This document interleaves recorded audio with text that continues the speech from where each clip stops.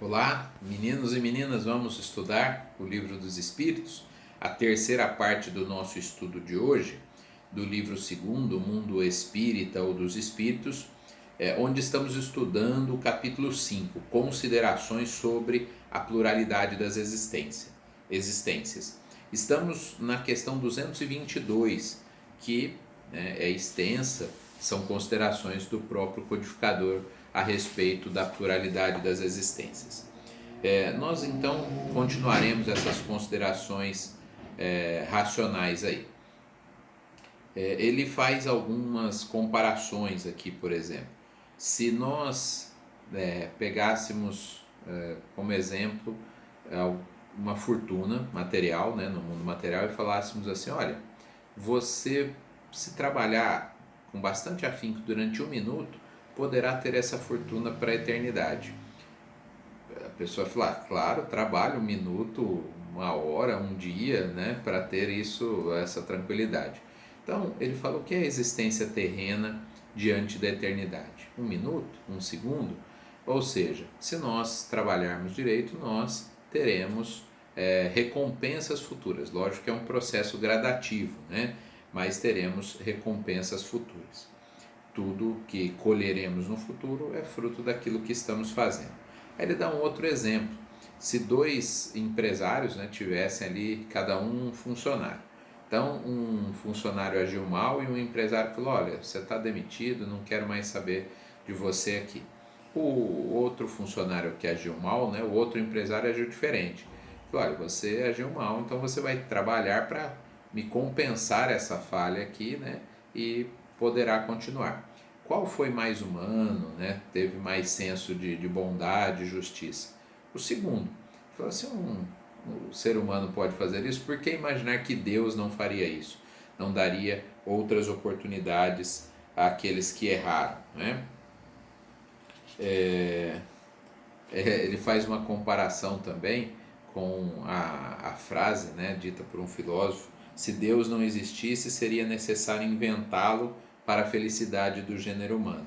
Ele falou que o mesmo poderíamos falar da pluralidade das existências. Se elas não existissem, seria interessante nós criarmos, né, essa teoria para que justamente as pessoas tenham consolação, tenham esperança.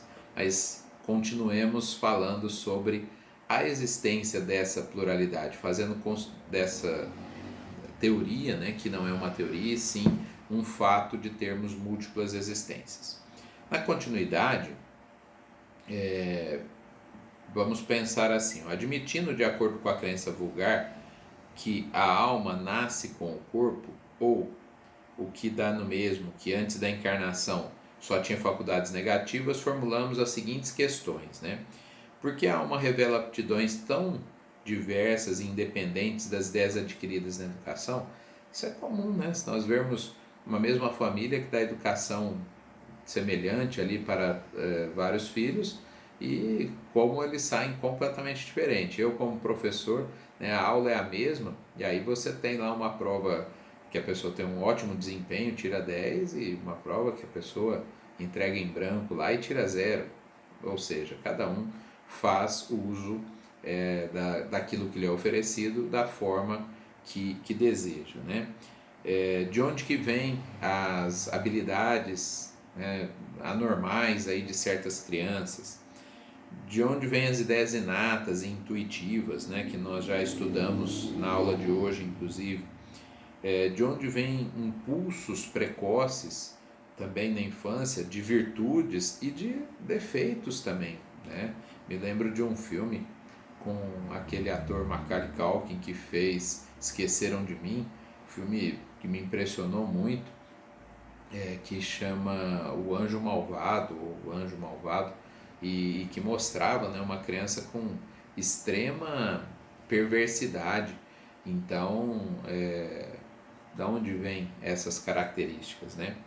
Porque alguns homens, independente da educação, quer dizer, você oferece a mesma educação, como eu falei agora há pouco, e o resultado é tão diferente, né? Porque, deixa eu ver aqui outra questão. E aí ele vai fazer outra consideração aqui. Se nós admitirmos que tudo depende do organismo, né, ele fala, mas bom, então somos apenas máquinas, né? Não existe alma, somos apenas máquinas, tudo depende do organismo, e aí então atribuiríamos tudo aquilo que fizermos ao organismo, inclusive os crimes, as coisas erradas. Ele fala, não é culpa minha, é culpa do meu organismo, né?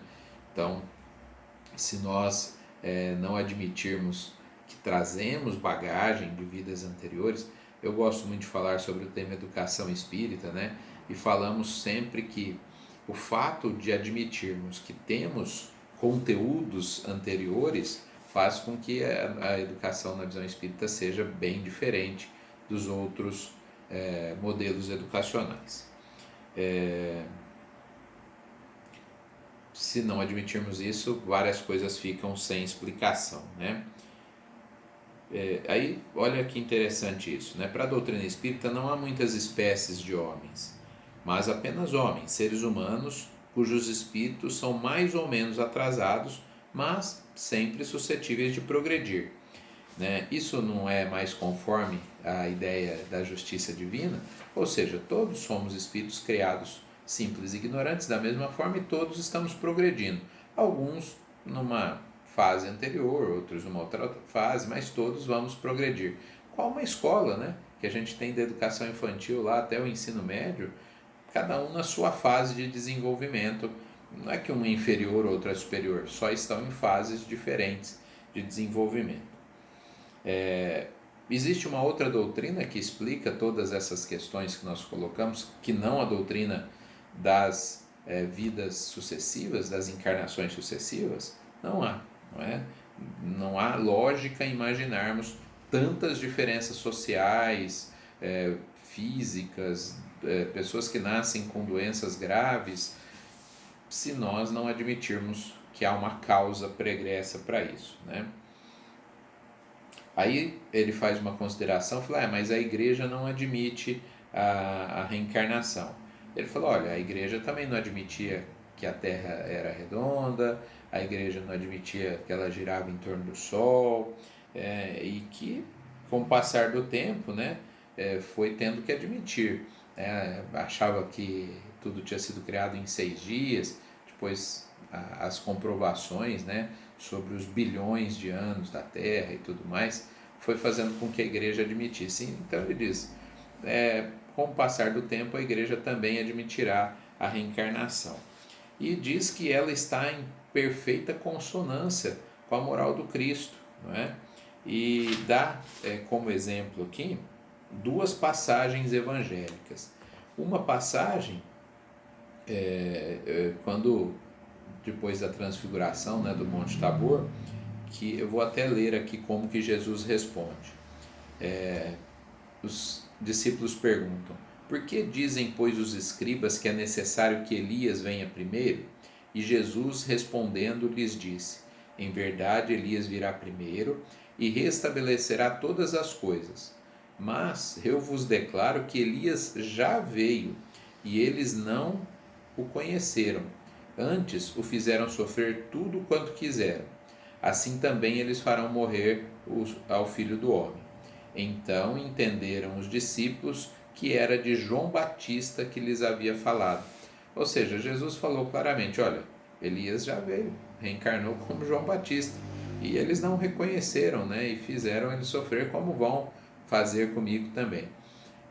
E numa outra passagem, essa também bastante conhecida, né, quando Jesus está conversando com Nicodemos, Jesus respondendo a Nicodemos disse, em verdade te digo, que se um homem não nascer de novo, não pode ver o reino de Deus.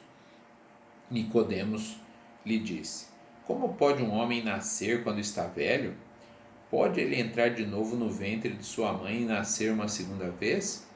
Jesus respondeu, em verdade te digo, que se um homem não nascer da água e do Espírito, não pode entrar no reino de Deus.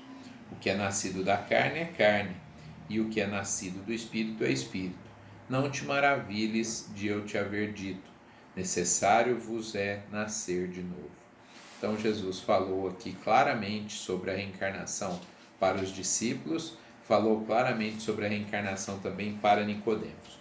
Essas são as considerações que Kardec faz a respeito das múltiplas existências, da pluralidade das existências. Um abraço a todos, tomara que vocês aproveitem bastante, reflitam, leiam também a parte que estudamos. Até mais.